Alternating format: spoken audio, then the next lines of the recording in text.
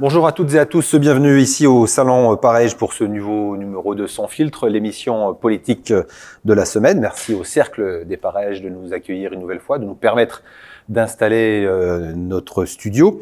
Permettez-moi aussi de saluer nos fidèles partenaires, Orange et son délégué départemental Pascal Crincourt. Salutations également à la Maison Bianchi, représentée évidemment par Alexandre Bianchi. Je salue aussi notre partenaire audiovisuel, Y-Vision. Comme vous le savez, cette émission sera diffusée sur le site de la semaine, sur ses réseaux sociaux. Elle sera aussi disponible en format podcast sur toutes les plateformes. Et nouveauté depuis le dernier numéro, elle sera aussi diffusée chez nos amis de Moselle TV. Et bien sûr, elle fera l'objet d'un retour écrit dans notre hebdomadaire qui sortira jeudi. Nous accueillons aujourd'hui un élu qui a pas mal fait parler de lui et de son territoire récemment, Julien Fréburger. Bonjour Julien Fréburger. Bonjour. Bien installé? Très bien, juste à côté de la tireuse à bière, mais on n'a bu qu'un café. Voilà, restaurant au café ce matin, quoique. Julien Fréburger, donc vous êtes bien évidemment maire de Mézières-les-Messes depuis 2014, président de la communauté de communes Rives de Moselle, premier vice-président du département de Moselle, en charge, je prends ma respiration, des finances, de l'attractivité, de l'économie et de la transition énergétique. Pas des petits sujets, hein. On y reviendra tout à l'heure. Vous présidez aussi le groupe de la majorité de l'Assemblée départementale et vous êtes vous-même adhérent LR, c'est bien ça? C'est ça. Alors je dirige en fait l'un des deux groupes de la majorité départementale, qui est celui des Républicains et Indépendants. Et indépendants, très bien.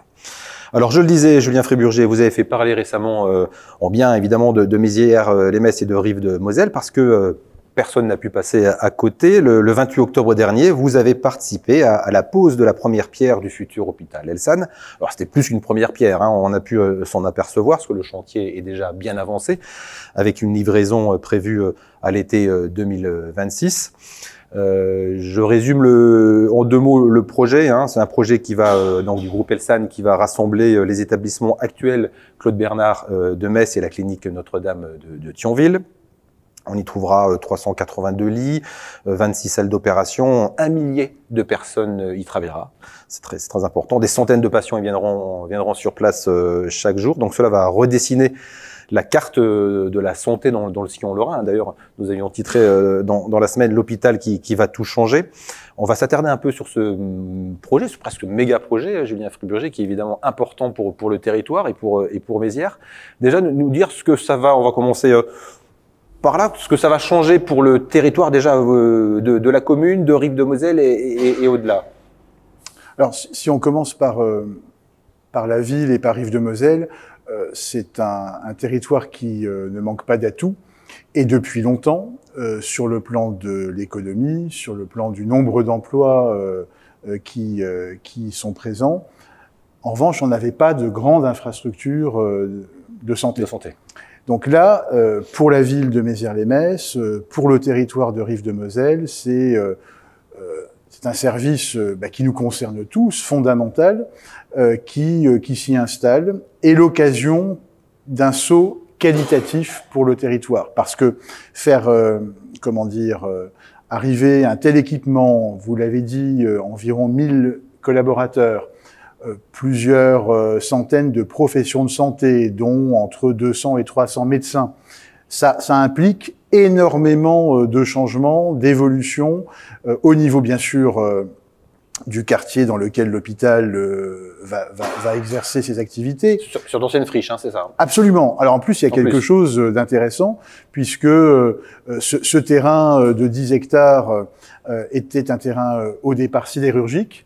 Et d'ailleurs, Mézières-les-Messes avait probablement anticipé les choses, historiquement parlant, quant à la reconversion, puisque elle avait commencé entre les deux guerres. Donc c'est un terrain ancien qui avait déjà été largement utilisé, qui a été aménagé par la collectivité, dépollué. Et puis s'est présentée l'idée de cet hôpital qui va effectivement apporter une valeur ajoutée, mais à un espace et à une population beaucoup plus large que ceux de Rives de Moselle. En termes de santé, d'offre de soins, on y reviendra, mais aussi vous avez commencé, et je vous ai coupé la parole, commencé à développer en termes vous avez dû travaillé pour que ça s'intègre parfaitement en termes de mobilité, en termes urbanistiques également, et d'où le saut qualitatif que vous évoquez, c'est ça? Absolument, mais c'est un travail permanent depuis 8 ans. Et parce que la décision avait été prise en quelle année? La décision a été annoncée au mois de septembre 2018 à l'Arsenal, à l'occasion des 50 ans de l'anniversaire donc de la clinique Claude Bernard. Donc là, on a eu la publicisation de la décision. Et il y avait d'autres, je rappelle, il y avait d'autres territoires qui étaient un peu en compétition. Ça intéressait évidemment aussi l'agglomération, enfin de la ville de Metz et l'agglomération de Metz, quoi. Mais ce qui est logique, Metz, la ville de Metz souhaitait garder, et je la comprenais, l'hôpital sur son banc communal. Nos voisins de la métropole avaient avancé plusieurs terrains potentiels. Après, il y a eu d'autres hypothèses aussi autour de Metz. Et puis finalement, la seule option qui, à mon avis, valait, l'a emporté, dire que l'hôpital clinique se retrouve au nord de Metz. Finalement, quand on regarde un petit peu les choses en levant le nez, on se rend compte que tous les grands établissements hospitaliers sont peu ou prou, si ce n'est dans le même quartier, du moins dans le même périmètre. Oui, merci, une EOS. Une EOS, Claude Bernard aujourd'hui, et on pourrait y ajouter aussi le Ouest, qui doit avoir un avenir, mais globalement dans le même périmètre, et rien au nord.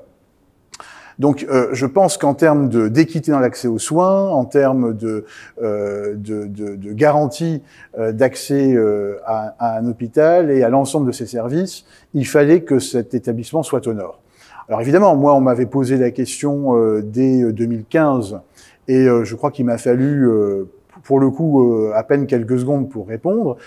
Je pense que ce terrain s'y prêtait bien d'emblée, parce que bien situé, bien desservi, déjà sous maîtrise de la collectivité, par ailleurs avec un plan local d'urbanisme assez libéral en la matière. Donc je crois qu'on avait un certain nombre d'atouts.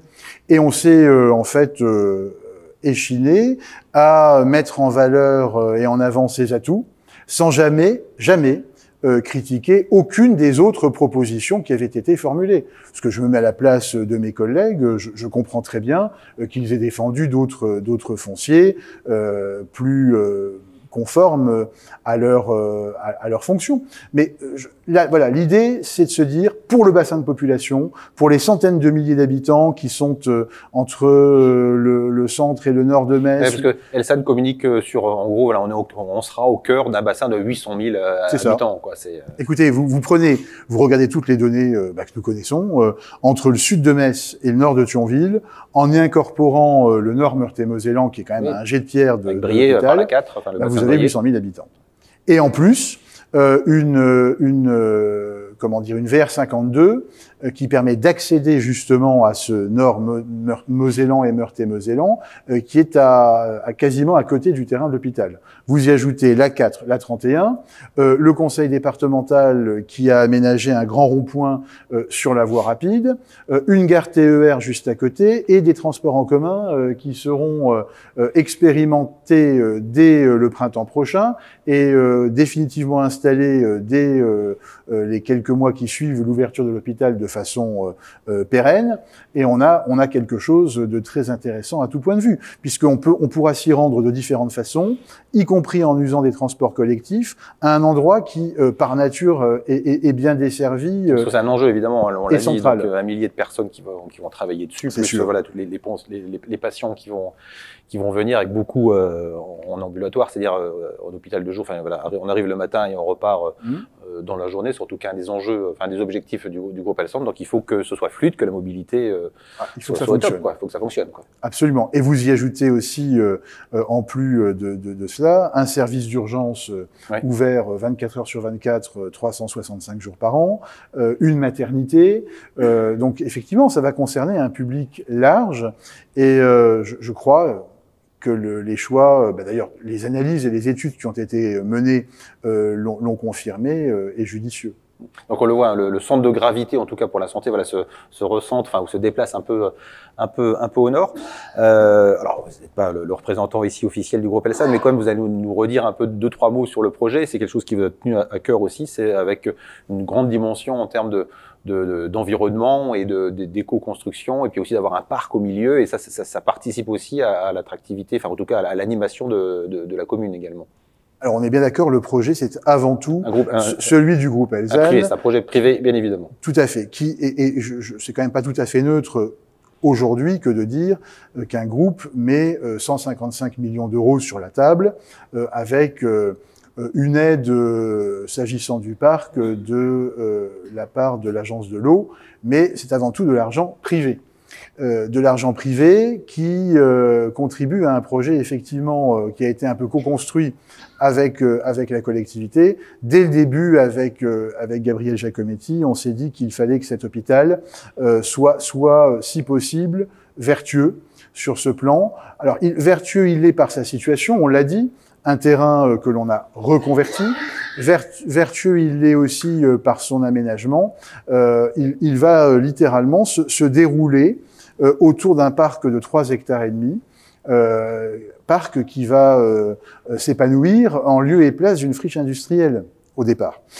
Et puis avec quelque chose de très innovant sur le plan de la construction en matière hospitalière, une partie substantielle de l'hôpital sera faite de construction bois.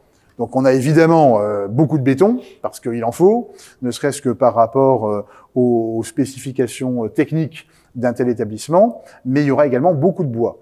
Et on s'est par ailleurs dit qu'il fallait soutenir l'activité locale. Alors locale évidemment à cette échelle au sens large, mais la quasi-totalité des entreprises qui fournissent et qui œuvrent sur l'hôpital se trouvent dans un rayon relativement réduit, de façon à privilégier autant que faire se peut les approvisionnements et les savoir-faire locaux. Donc voilà, vous avez là une forme de raison sur le plan environnemental, sur le plan économique, qui a prévalu à l'occasion de la mise en forme de ce projet. Donc on a parlé mobilité, vous avez évoqué les efforts qui allaient être réalisés pour rendre ce qui est déjà accessible, mais faciliter la mobilité vers ce site-là. Est-ce que vous allez en profiter pour parce qu'il y a encore du foncier autour, pour pousser des projets immobiliers, que ce soit de bureaux ou de commerce, à côté de l'hôpital? Oui, alors il y a tout un travail. Il faut avoir une vision pour le territoire. On essaye collégialement de l'avoir, mais on a même anticipé les choses, puisque il se trouve que ce terrain, il est à la fois très proche et déconnecté du centre-ville de Mézières. Mais il jouxte pas les habitations. Il jouxte pas les habitations, c'est vrai. On est néanmoins tout près du centre. Donc on a fait, moi j'ai réussi avec les personnes qui m'entourent cela, alors qu'on nous disait que c'était impossible, on a fait poser une passerelle sur le corridor ferroviaire entre Metz et Luxembourg. Vous savez que pour poser une passerelle sur un corridor ferroviaire aussi important, en ayant comme interlocuteur une hyperstructure, pour reprendre un terme un peu de nature marxiste, mais enfin ça sera le seul, comme la SNCF, c'est quand même pas simple, hein, parce que la SNCF c'est une grande maison à laquelle on tient tous, mais dans laquelle il y a beaucoup de monde. Et les interlocuteurs changent, les responsables évoluent, chacun mène sa vie, et c'est bien normal. Et nous, on n'a pas lâché. Et on a réussi à avoir la pose de cette passerelle qui va permettre des déplacements doux entre le centre-ville et l'hôpital sans aucune difficulté, en toute sécurité. Il y a ça. Il y a le fait que la ville, à la place d'un ancien parc de stationnement pour les poids lourds et autres, aménage à partir du début de l'année 2025 un magnifique groupe scolaire. Qui, sur le plan architectural, va marquer les esprits. Tout en rondeur, tout en courbe. Donc, vous voyez, on a pensé l'environnement de l'hôpital, que celui-ci soit immédiat ou un petit peu plus large en fonction, en fait, des différents cercles qui entourent l'hôpital. Après, Nous avons toute une zone à aménager à côté de l'hôpital, donc il y aura des activités.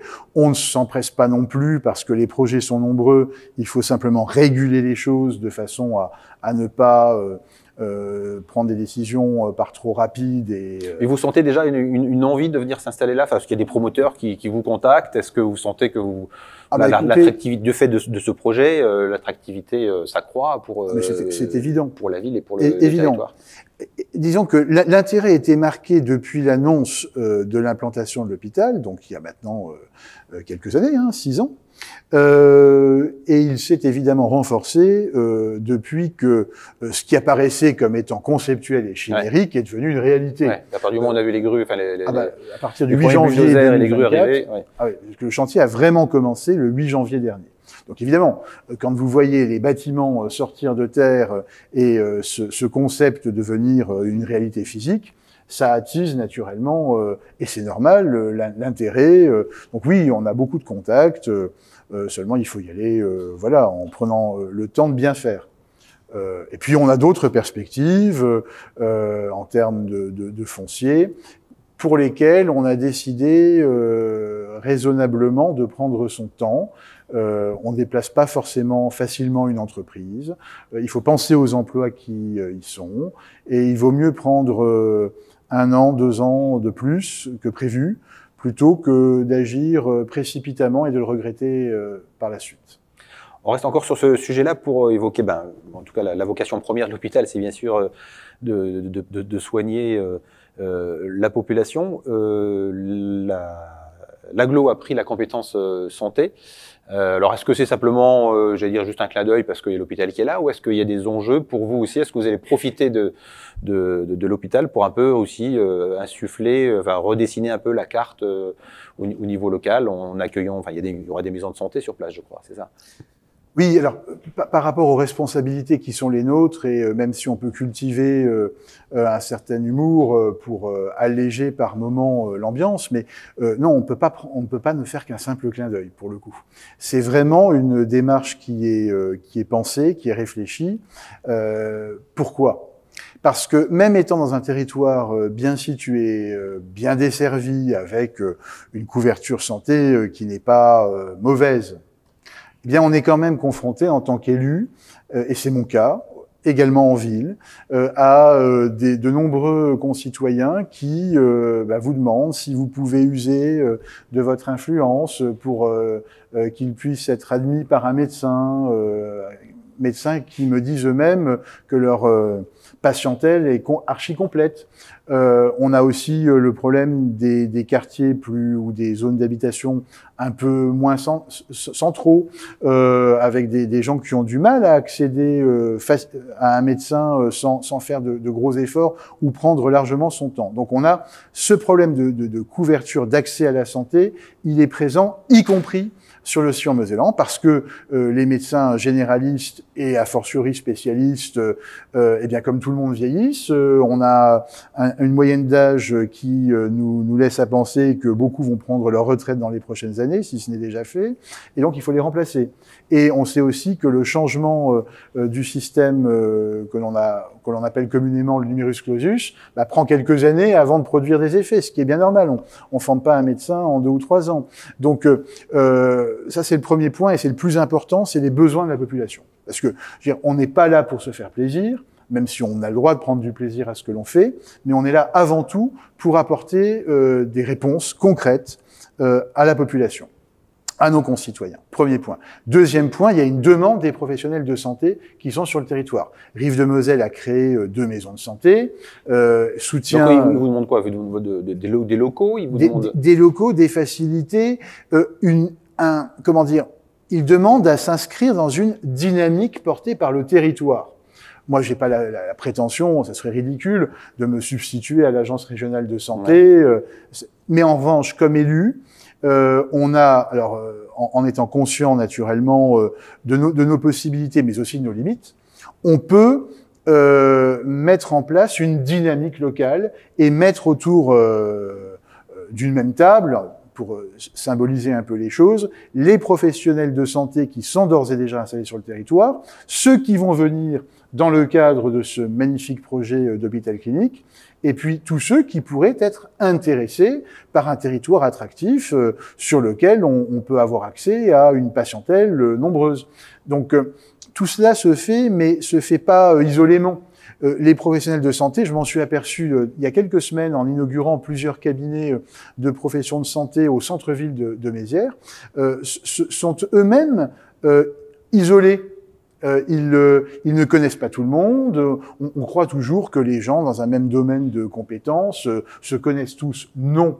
Donc on a, nous, vocation à être un dénominateur commun, une force de proposition, générer une dynamique, une forme de collégialité, et puis dire tout simplement ce que l'on pense bien pour un territoire. Alors évidemment, moi j'ai eu de longs débats au conseil communautaire, notamment avec mes collègues plutôt situés à la gauche de la gauche du spectre politique, et j'entends leur point de vue qui me disent mais écoutez, c'est le travail de l'État, nous qu'est-ce que l'on peut faire avec nos petits bras, bon, j'entends tout ça, mais dans ce cas, si on commence à aborder les sujets comme ça, on fait plus grand-chose. L'ordre public, la sécurité publique, c'est l'État. Dans ce cas, il faut arrêter avec les polices municipales. Et on peut comme ça décliner un tas de domaines dans lesquels on intervient pour, eh bien, je ne veux pas dire pallier les insuffisances. C'est trop simple. Mais là, juste pour compléter l'action de l'État. La compétence santé, ça, parce que justement, la compétence santé, peu de communes ou peu d'intercos la prennent. À ma connaissance, c'est plutôt, je crois, un peu rare. Mais est-ce que simplement, parce que si c'est juste pour dialoguer ou insuffler une dynamique, vous auriez pu le faire sans avoir la compétence santé, ou est-ce que vous voulez aller plus loin? Sauf que parce que il faut aussi regarder l'environnement réglementaire et législatif. Ouais. On est quand même dans un pays qui aime bien avoir un cadre réglementaire, législatif, parfois d'ailleurs trop fourni. Bon, c'est notre débat. Pour justement aboutir à un contrat local de santé, eh bien, il est quand même recommandé d'exercer une compétence. Donc l'objectif, c'est d'aller jusqu'à un contrat local de santé. Naturellement. Un contrat local de santé en lien avec les autorités de santé. Ça permet aussi d'ailleurs de bénéficier. Tout le monde ici ne sait pas ce que c'est un contrat local de santé, moi le premier d'ailleurs. Est-ce que vous pouvez expliquer un peu les grandes lignes? Grosso modo, c'est une feuille de route sur le plan de la santé, de l'implantation des médecins et autres professionnels sur le territoire pour les années à venir. Et ça permet un cofinancement par l'État d'initiatives qui seraient prises par la collectivité. On va parler de manière très concrète. Ouais. Quelles pourraient être les initiatives? Il est évident que je ne vais pas ouvrir une faculté de médecine à Mézières. On souhaite déjà très clairement qu'il y ait une universitarisation du CHR. C'est un autre débat là aussi, mais sur lequel on pourrait revenir. Bon, qu'est-ce que nous on peut faire? C'est apporter des leviers et des moyens concrets.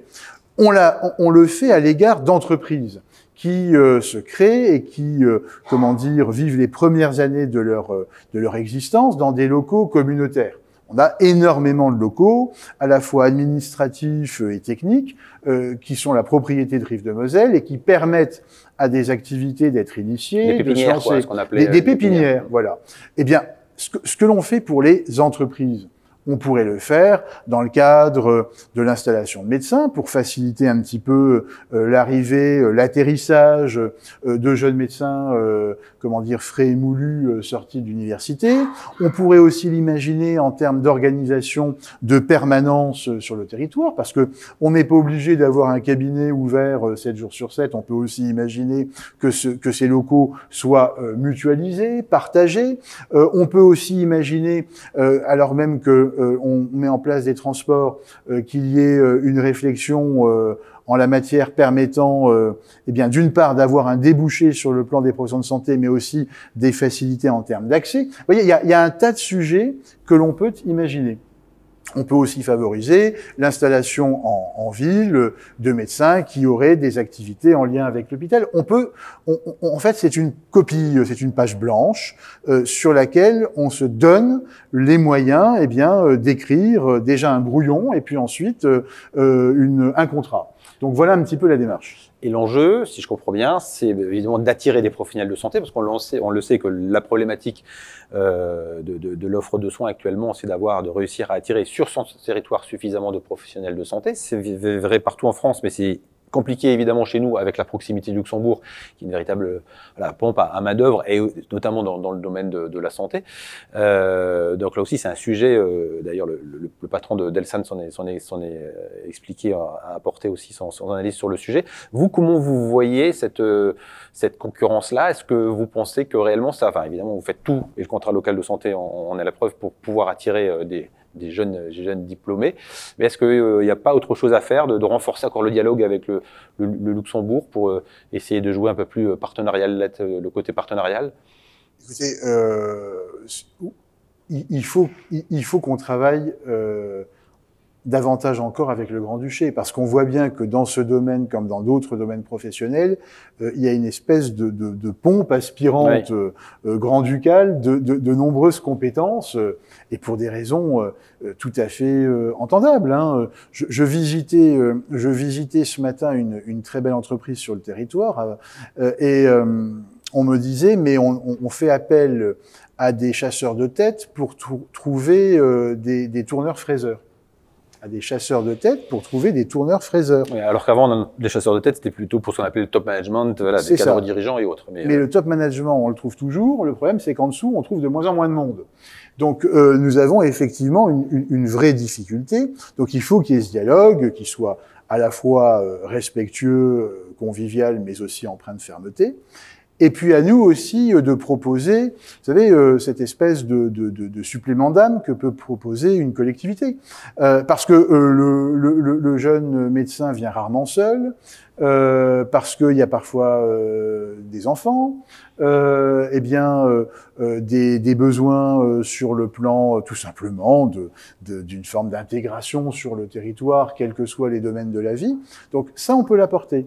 On s'est en plus doté de services ces derniers temps, notamment en matière de garde collective de jeunes enfants. On a toutes sortes de possibilités.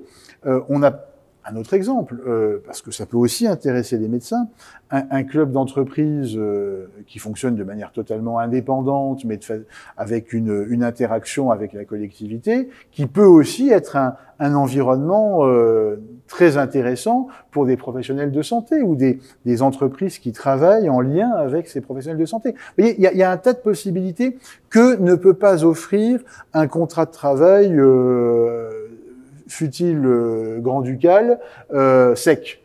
On peut apporter des éléments en plus. Et puis il y a peut-être aussi une question de bien-être, de qualité de vie, d'aménité accessible au quotidien. Donc voilà, il s'agit non pas de s'opposer frontalement, ce serait ridicule, mais d'apporter ce que l'on peut apporter et qui peut se traduire par des dimensions bien concrètes de la vie. On va sortir un petit peu du domaine purement de la santé. On va rester encore sur rive de Moselle. Alors pas très loin, encore un peu plus au nord, il y a deux intercos qui vont fusionner, Thionville, Porte de France et Val de Fensch. Comment vous voyez ce rapprochement-là, et est-ce que ça vous donne des idées? Bon, écoutez, à partir du moment où il y a une volonté exprimée par les élus du Nord-Mosellan que de se rassembler, et que cette volonté se matérialise par la création d'une entité plus importante, moi je suis très heureux pour les décideurs de Thionville et de la Fensch. C'était leur souhait, c'était leur vœu. Personnellement, étant membre de la commission départementale de coopération intercommunale, j'ai voté en faveur, comme mes collègues d'ailleurs, en faveur de ce projet, puisqu'il respecte à la fois la volonté et la souveraineté des élus en question. Alors nous, au niveau de Rive de Moselle, pour être très clair, on fait partie, et je ne trahis pas de secret en le disant, des intercommunalités qui suscitent des candidatures. Puisque j'ai des collègues autour qui me disent on serait bien membre de Rive de Moselle. Donc des communes, juste des communes. Des communes, mais des communes. Hein. Plusieurs communes. Voilà, plusieurs communes. J'ai encore fait une réunion il y a quelques jours à ce sujet. C'est bien, parce que on se rend compte qu'autour de Metz, autour de l'Eurométropole de Metz, nous sommes un EPCI qui lui aussi est attractif, comme l'est d'ailleurs à d'autres égards l'Eurométropole. Après, s'agissant de nos relations, très franchement, elles sont très bonnes avec l'Eurométropole, avec nos voisins immédiats, et on est déjà dans des démarches, on s'inscrit déjà dans des démarches très intégrées. Est-ce qu'il faudrait aller plus loin? Écoutez, il faut y réfléchir pour l'avenir. Il faut pas confondre vitesse et précipitation. De vous à moi, Rive de Moselle pourrait, tout en travaillant très bien avec ses voisins, poursuivre son bonhomme de chemin sans fusionner. Il faut aussi se méfier d'un phénomène. D'ailleurs, je crois qu'on en revient. Vous savez, cette formule « big is beautiful ». Ouais. Plus c'est grand, mieux c'est. Moi, si vous voulez, et j'en discute avec mes collègues maires, notamment ceux qui... On l'a vu avec la région Grand Est, d'ailleurs. On l'a vu avec la région Grand Est, dessinée sur un coin de table par le président Hollande, et ce qui était valable d'ailleurs à l'Est ne l'était pas forcément à l'Ouest. Il faut dire que nous n'avions pas Monsieur Le Drian comme représentant de la Lorraine au gouvernement à ce moment-là. Bon. Si vous voulez, je pense qu'il faut être ouvert, réfléchir, ne rien écarter, mais se dire que, et mes collègues maires, j'y reviens, me le disent, mais je le pense aussi, si c'est pour être l'énième membre d'une forme d'assemblée ressemblant au Soviet suprême et n'avoir... Deuxième allusion. Hein. Deuxième allusion, oui, mais là, on élargit le champ du marxisme. L'intérêt est faible. Donc, voilà. Donc, si vous voulez, je crois... qu'il faut pas y fermer la porte à des évolutions, mais il faut quand même se garder de passions, comment dire, conjoncturelles. Et vous fermez pas la porte, mais ça discute. Et moi, je ferme jamais la porte. Je ferme jamais la porte. En revanche, je fais attention à qui l'utilise. Voilà. On parlait un peu de conjoncture, de contexte. On sait que, voilà, que le contexte économique se complexifie. Il était déjà pas simple, mais voilà, on entend parler, pas simplement on entend parler, parce que c'est une réalité. Il y a tout le sujet de la dette, du déficit public. Il y a le sujet de la conjoncture. On entend ces derniers jours avec des suppressions d'emplois qui sont annoncées dans le domaine industriel, mais pas uniquement. Déjà sur le déficit public. Le gouvernement, ces derniers temps, a fait passer le message que les collectivités auraient peut-être à faire de nouveau des efforts. Première question, comment vous interprétez ce message-là? Et deux, est-ce que vous avez commencé à regarder ce que cela pourrait impacter pour la commune, Rive de Moselle, voire le département, parce que vous avez en charge aussi les finances au département? Alors déjà, la réaction par rapport à cet appel aux économies côté collectivité. Alors, je vais déjà réagir, si vous me le permettez, comme citoyen et contribuable français. À un moment donné, il faut quand même se dire que il faut peut-être arrêter au niveau national de dépenser beaucoup plus que ce que l'on engrange comme recette. Or, cela fait, grosso modo, moi je suis né après le deuxième choc pétrolier, et je crois que depuis ce moment-là, alors c'est pas de ma faute, j'espère, l'État n'a jamais voté un budget en équilibre. Bon, donc c'est quand même un vrai problème parce que au-delà de nos intérêts bien compris et légitimes au niveau local, il y a quand même la fierté en tant que Français de se dire qu'on a un État qui peut assumer ses missions dans la durée. Donc moi, je comprends la démarche du gouvernement et je comprends, comment dire, l'attitude du Premier ministre Michel Barnier. Et je crois d'ailleurs qu'on a de la chance d'avoir Michel Barnier comme Premier ministre au vu des circonstances. Parce qu'il est issu de vos rangs.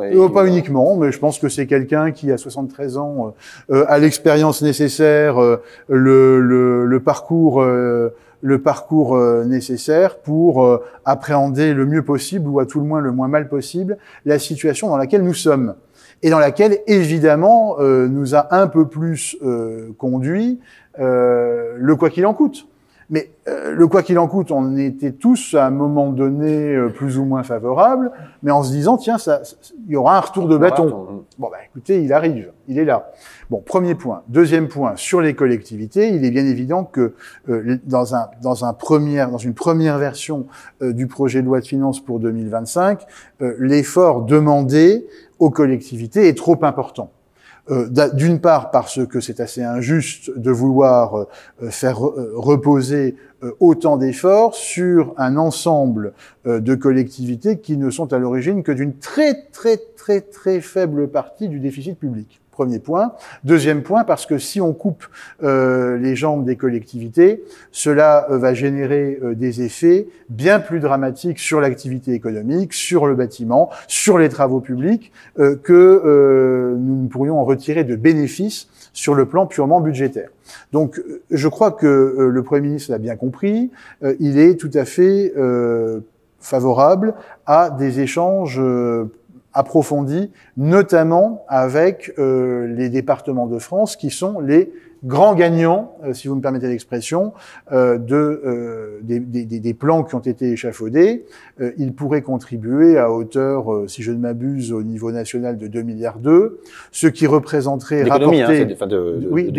simplement d'économie, oui.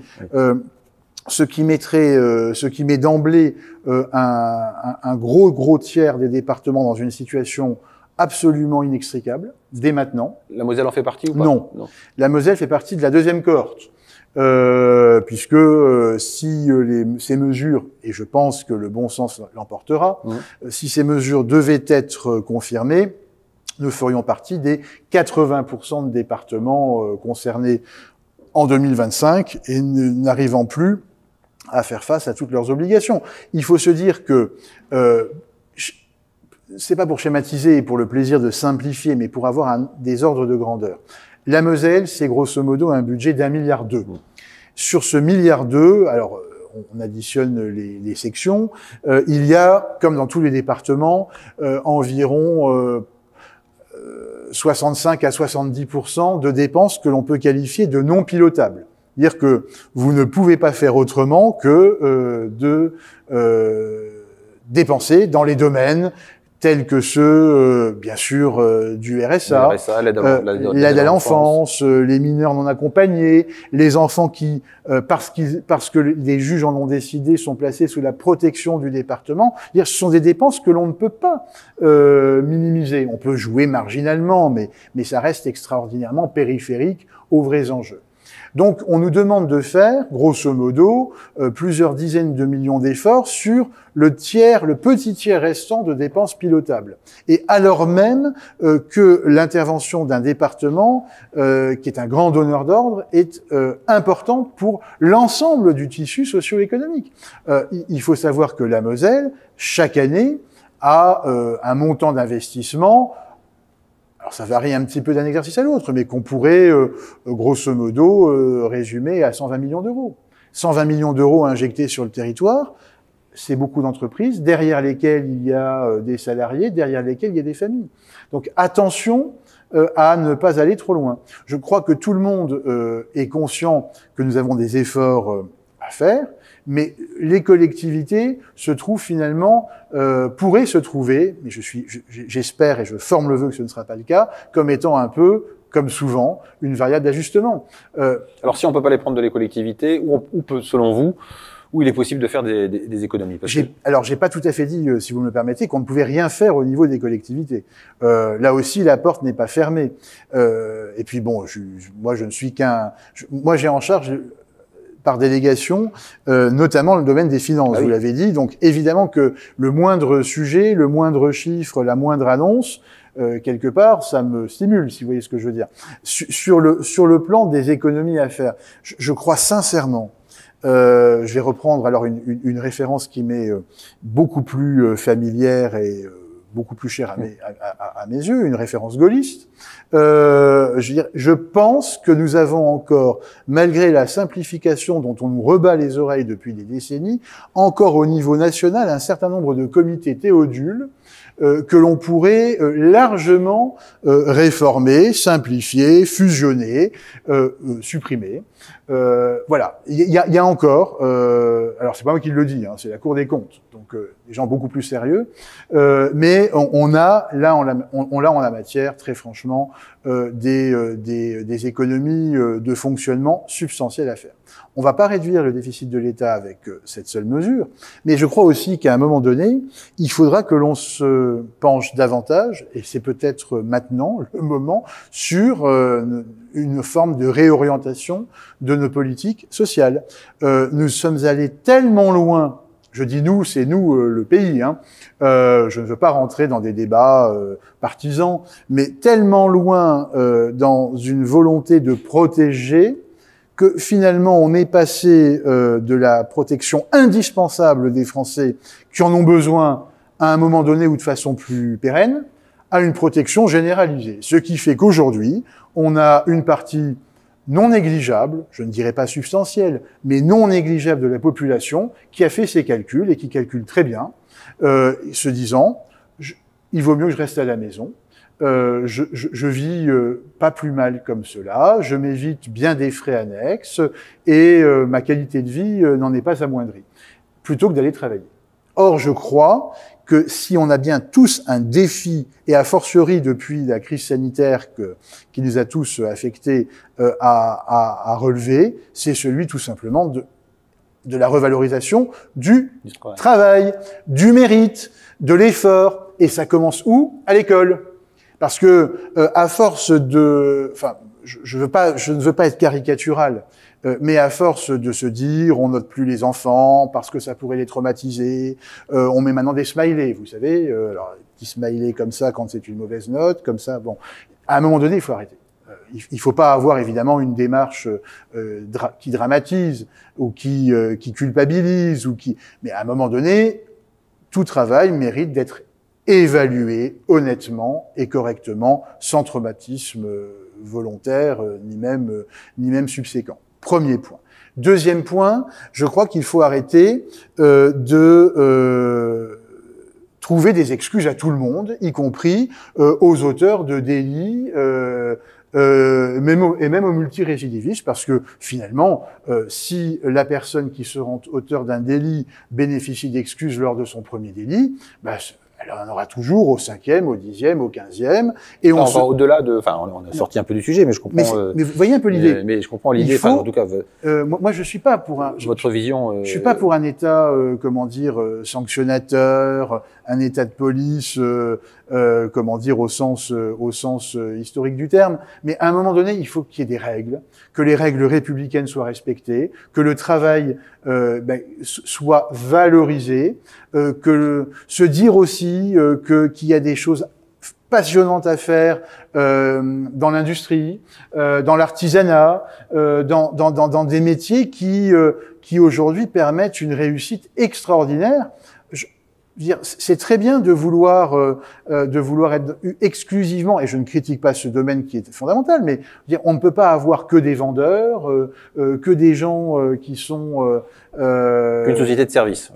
Ben c'est ça. Je crois qu'il faut aller plus loin, et il faut surtout que l'on ait un degré à titre personnel et collectif d'exigence plus important que ce ne fut le cas ces dernières décennies. Alors, autre sujet, mais c'est lié, sur lequel je voulais vous faire réagir, c'est le débat aussi sur les fonctionnaires, sur la carence en cas d'arrêt maladie, et sur ces statistiques qui disent que voilà, il y a plus d'arrêt maladie que dans le secteur public que dans le secteur privé. Vous êtes employeur. Oui. Voilà. Donc là aussi, quel est votre regard? Est-ce qu'il faut réformer aussi le statut des fonctionnaires? Est-ce qu'on doit aller vers la fin de l'emploi à vie? C'est aussi une idée qui revient sur le devant de la scène.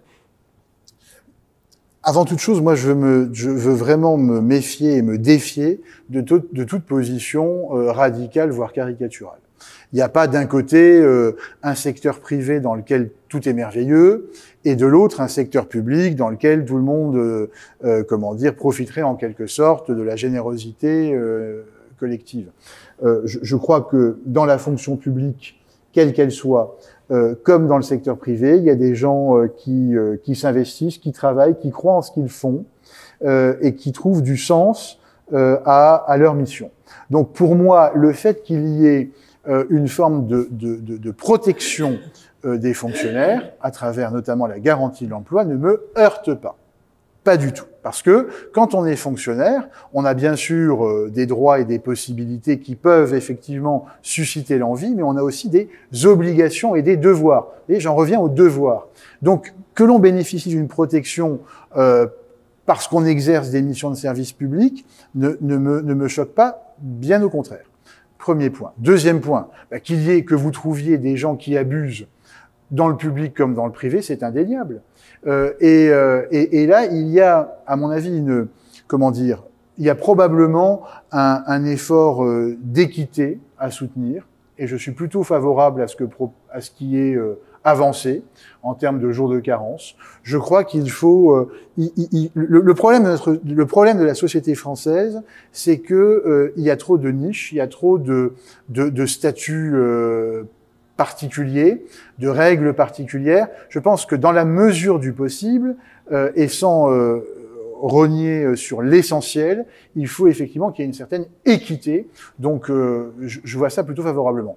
Quant à mon statut d'employeur public en tant que maire et autres, je n'ai pas le sentiment que les abus soient le fait d'un pourcentage plus élevé dans le public que dans le privé. J'observe que la norme, j'ai 10 ans de recul en tant que maire, la norme, c'est plutôt quand même que quand quelqu'un a un arrêt maladie, c'est avant tout parce qu'il est malade. Ça paraît logique, hein, normalement. Logique. Ouais. C'est quand même la majeure partie des cas. Après, ce sur quoi il faut se concentrer, c'est les abus. Et il y a effectivement, dans le public comme ailleurs, des gens qui sont portés à l'abus. À nous de leur dire qu'il y a des limites à tout, et de leur faire comprendre. Alors encore un mot, juste un mot de politique nationale. Après, on reviendra un peu plus sur votre parcours ou sur vos ambitions. Vous allez nous en faire part. Vous avez marqué votre intérêt, j'allais dire, votre appui par rapport vis-à-vis du Premier ministre, Michel Barnier, dans votre camp pour la présidentielle. Quelle serait, selon vous, la personnalité qui serait la plus à même de porter les couleurs des Républicains, en l'occurrence? Alors vous m'en voulez pas si je vous dis que moi j'ai pas de camp. Oui, la famille politique au sens large. Vous avez rappelé vos valeurs, votre vision de la société, donc voilà. Vous savez que voilà. Vous mettez pas votre étiquette dans jamais. mouchoir sur vos valeurs. Écoutez, j'ai toujours joué la carte tout simplement de l'honnêteté. Alors, Laurent Wauquiez ou Xavier Bertrand? Écoutez, ou d'autres. Peut-être d'autres, on verra. Je ne sais pas encore. C'est très franchement, c'est pas un exercice, comment dire, de convenu ou de langue de bois, mais sincèrement, au moment où l'on se parle, novembre 2024, je sais pas. Je ne sais pas encore, et c'est un problème. Oui, j'allais dire. C'est un problème parce que si vous-même qui êtes au cœur du réacteur de votre. Écoutez, je sais pas si je suis au cœur du réacteur, en tout cas, investi. Voilà. Encore que je sois très favorable, comment dire, au capital nucléaire de la France. Encore un héritage du général de Gaulle.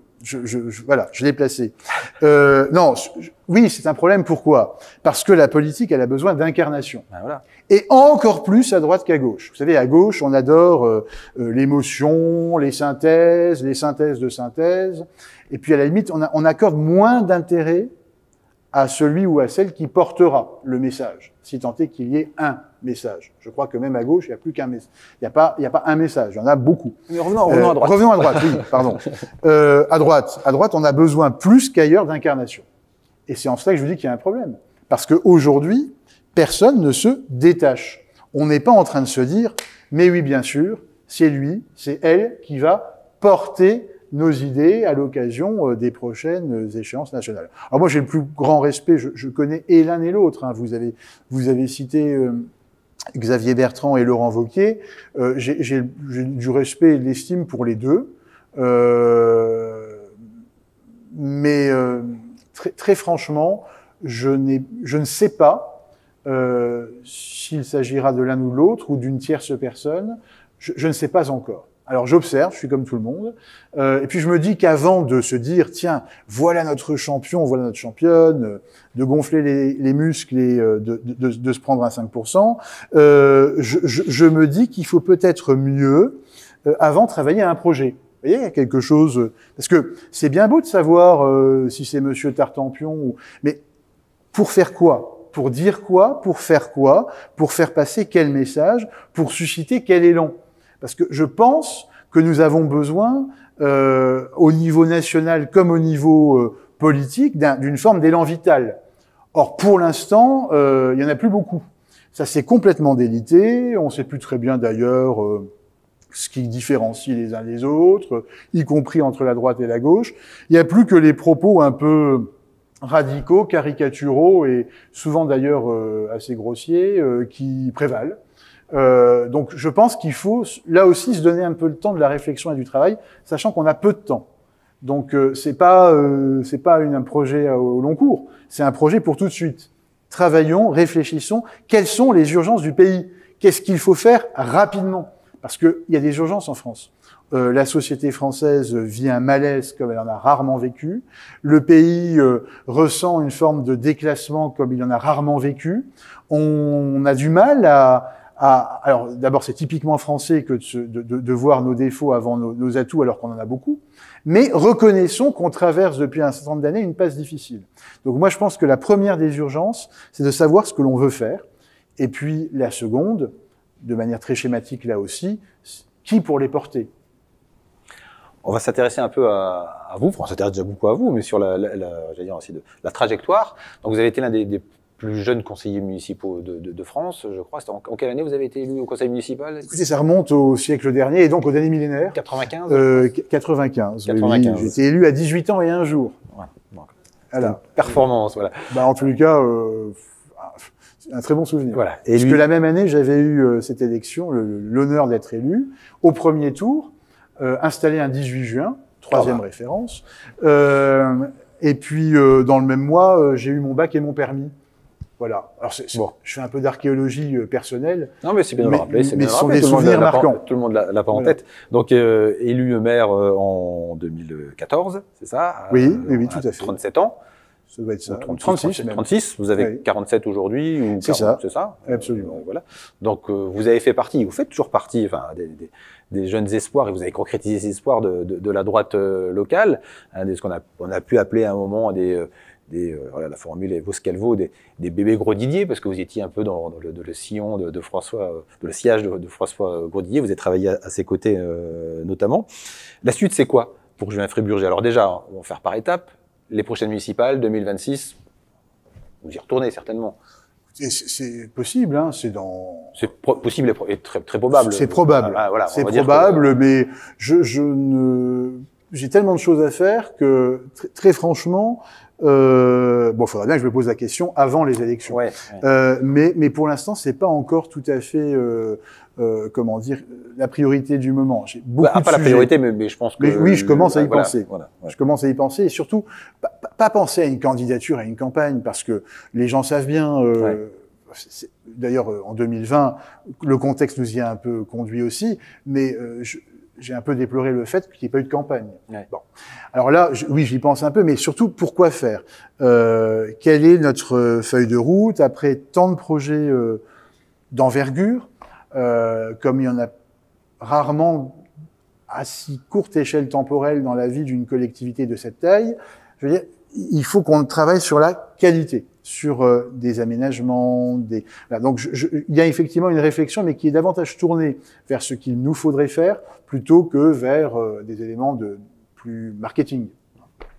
Est-ce qu'il y a d'autres mandats qui peuvent vous intéresser? Alors, je les ai cités tout à l'heure. Enfin, vous êtes notamment premier vice-président du département. Alors, justement, est-ce que la présidence du département vous intéresserait? Alors, évidemment, aujourd'hui, ce n'est pas la question. Patrick Weiten est en place, mais il se peut qu'il ne se représente pas à l'issue de ce mandat. Il ne s'en cache pas tellement. Est-ce que c'est quelque chose qui vous intéresserait d'être président du département? Écoutez, c'est une hypothèse. C'est une hypothèse. Moi, je suis impliqué dans la vie du département. Je prends très au sérieux les missions qui m'y ont été confiées, parce qu'il y a la délégation, mais il y a aussi tout ce qui entoure, hein, parce que le département est quand même un acteur un peu un catalyseur d'énergie au niveau départemental. Donc il y a beaucoup de choses qui gravitent autour du département et j'éprouve beaucoup d'intérêt à le faire et j'éprouve vraiment une certaine joie à voir des projets se concrétiser, des politiques départementales se mettre en œuvre dans une dynamique mosellane qui tient bien sûr au département, mais qui tient aussi aux acteurs mosellans. Je constate qu'on a quand même il y a une sorte d'écosystème mosellan qui veut qu'il y ait une dynamique bien au-delà de ce que peut générer une institution, même si ce qu'elle fait est très important.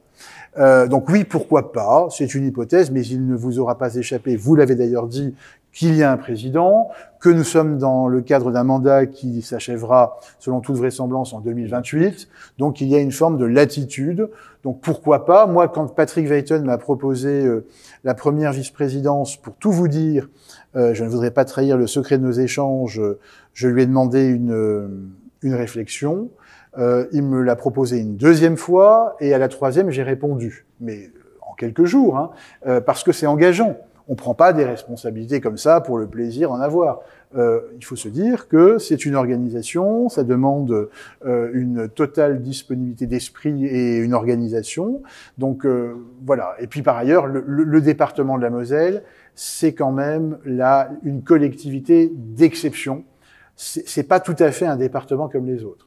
Donc, je mesure ce que je vous dis, je mesure aussi la prudence qui est la mienne, mais par respect pour le département, pour ce qu'il incarne et bien sûr pour les Mosellans.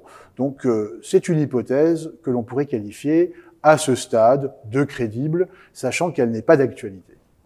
Je vais vous poser dans quelques instants une autre question sur un autre mandat législatif, mais avant, je reviens juste 2 minutes sur le département. Il y a un de vos collègues, vice-président, qui a un peu défrayé la chronique il y a quelques temps, Rémi Dick, au moment des législatives, qui était à l'époque vice-président à la culture, qui a déclaré, enfin, qui a persisté et signé qu'il avait voté pour le candidat Rassemblement National Laurent Jacobelli au moment des législatives.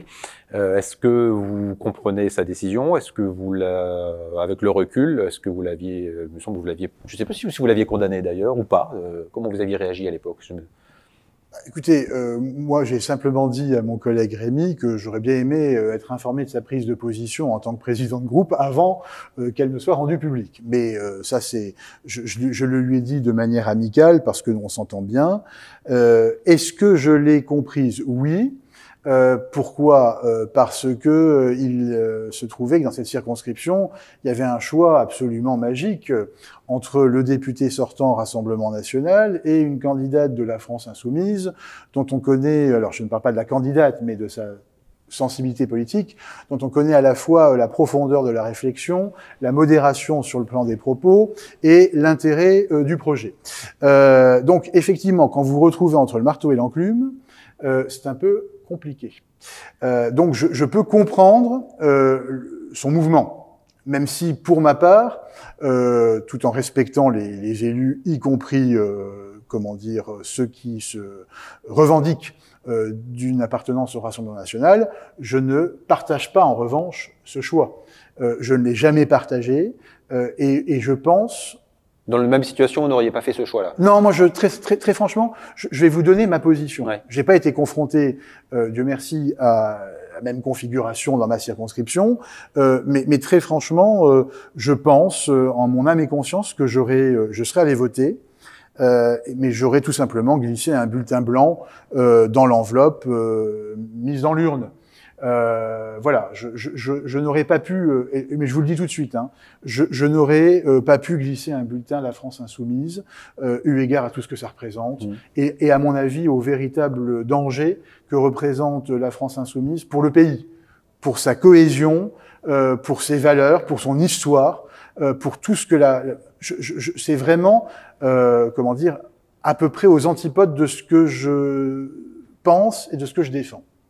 Donc, simplement, ce qui me différencie de mon collègue maire de Florence, avec lequel la relation est toujours très amicale, même si nos choix auraient été dissemblables, eh bien, je n'aurais donc pas fait comme lui, j'aurais fait comme je viens de vous l'indiquer. Donc vous comprenez, j'imagine, la réaction de Patrick Veyton qui lui a retiré sa délégation. Mais écoutez, je m'en suis entretenu à la demande du président avec lui tout de suite.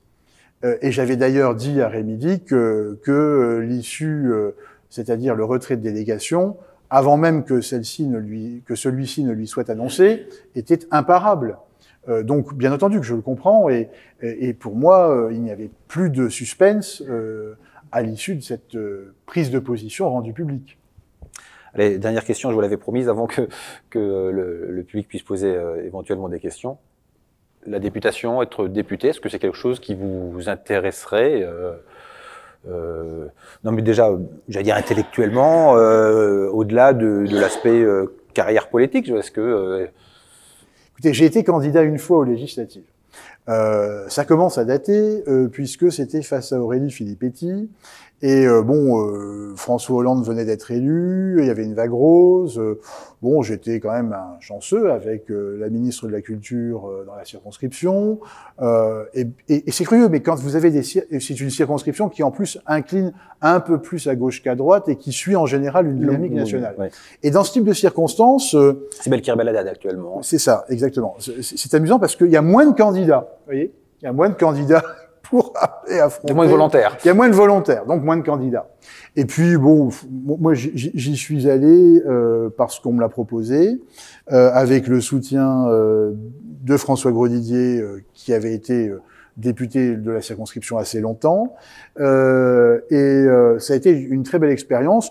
On m'avait dit, tous les médias nationaux et même internationaux avaient suivi la campagne, et une journaliste de TF1, je m'en souviens très bien, m'avait dit, mais ça vous dérange pas de ne pas pouvoir imaginer être au second tour, parce que tout le monde s'imaginait un deuxième tour déjà entre la ministre de la Culture et le candidat du Front National, puisque c'était juste avant le passage. Bon, je dis, écoutez, on verra.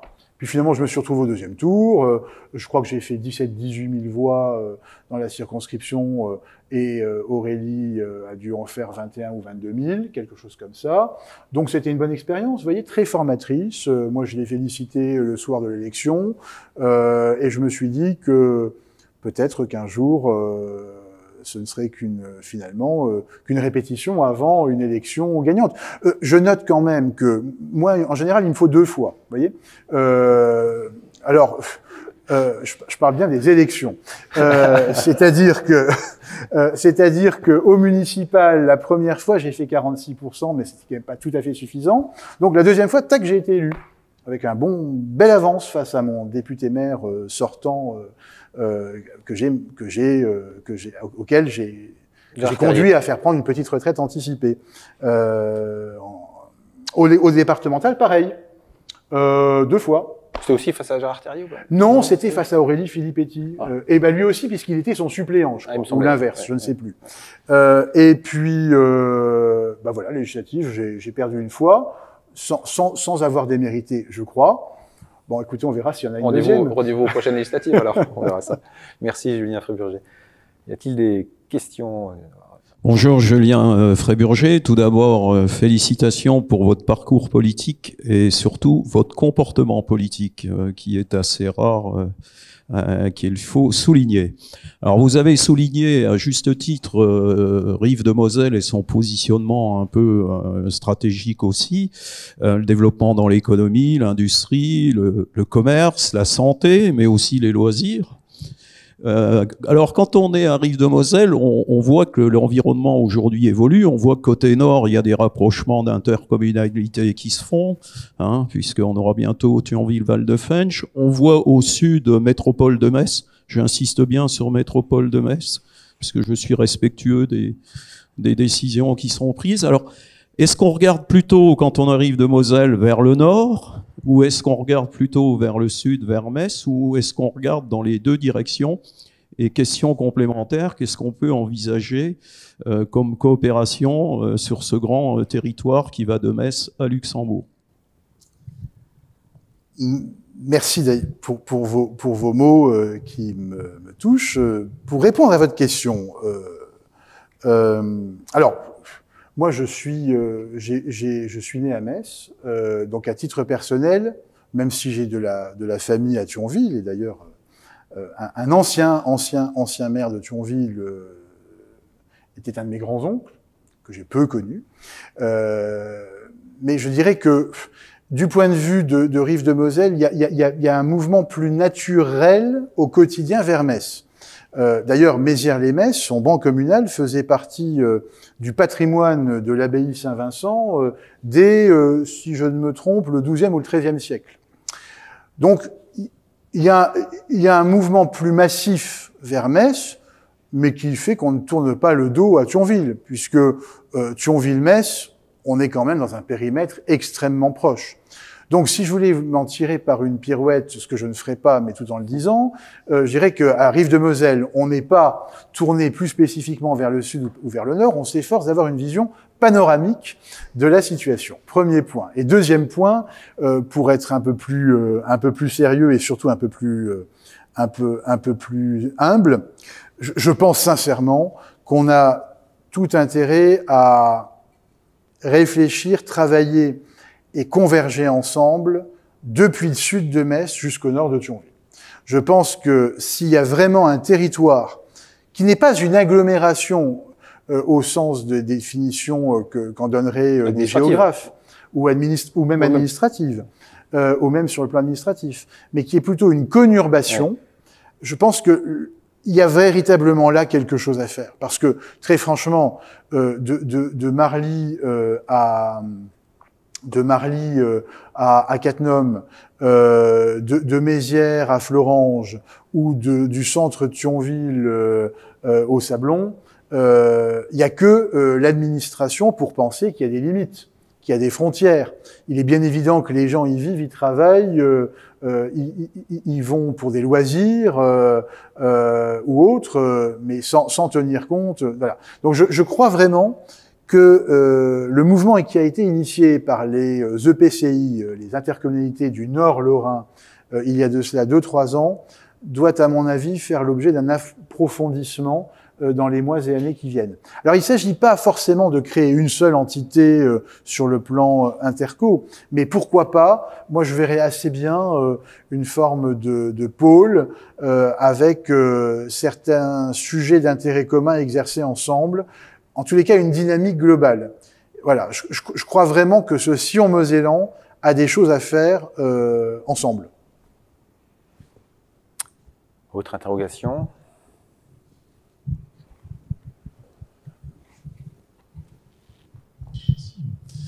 Oui, d'abord effectivement, merci et bravo pour ce commentaire et pour votre parcours. Une question qui rebondit finalement sur ce qu'on vient de se dire. Vous avez parlé tout à l'heure économiquement d'un territoire Rive de Moselle qui effectivement est stratégiquement très bien placé et riche économiquement avec un nombre d'emplois important. Et vous avez parlé d'attractivité qui est une des compétences que vous avez au niveau du département. Je crois qu'il y a dans l'attractivité, il y a un sujet en matière d'économie qui est important, qui est la mobilité. Et c'est un sujet sur lequel, effectivement, compte tenu justement de cette urbanisation constante de Metz à Thionville, c'est un sujet qui est vraiment prégnant, qui à mon avis est essentiel pour le développement économique de ce territoire. Bon, je sais qu'il y a des initiatives qui ont été faites déjà entre PCI pour travailler sur le sujet. Vu de la part des acteurs économiques de ce territoire, on pourrait attendre à ce que ça aille un peu plus vite sur ces sujets-là, parce que c'est vraiment un sujet qui est transverse entre les EPCI. Et comment voyez-vous ce sujet et cette problématique ? Merci. C'est vrai que la question des mobilités, qui était finalement un petit peu reléguée il y a encore quelques années, est devenue au centre des préoccupations, y compris d'ailleurs, je le note, des préoccupations des entreprises. On avait un certain nombre d'entreprises, voire de grandes entreprises du territoire, qui ne souhaitaient pas entendre parler de mobilité et donc de versement mobilité il y a encore quelques années, parce que ça représente des budgets non négligeables à consacrer au financement d'un service. Aujourd'hui, c'est plus le cas du tout. En cause les problèmes de recrutement, les problèmes, de mobilité individuelle des futurs salariés, et donc il y a vraiment un changement complet de vision des choses de la part des collectivités, mais aussi des entreprises. Alors nous, on a usé de la possibilité que nous a donnée la loi. On est devenu autorité organisatrice de mobilité il y a 2 ans. Et nous allons lancer au niveau de Rives-de-Moselle, dès le printemps prochain, 4 lignes expérimentales, au départ des gares TER d'Agondange et de Mézières-les-Messes, à destination des principales zones d'activité. Pourquoi les zones d'activité de manière prioritaire? Parce que il fallait commencer par ceux qui allaient financer l'essentiel du service, c'est-à-dire le monde de l'entreprise. Donc on lance cette expérimentation durant laquelle le versement mobilité ne sera pas exigible, et donc exigé, à titre de test. Et à partir du début de l'année 27, on a prévu un réseau complet de desserte des 20 communes, de façon bien sûr différenciée. On ne dessert pas des villes comme Mézières, Talange ou Agondange de la même façon qu'une petite commune résidentielle comme Antilly ou Malroy.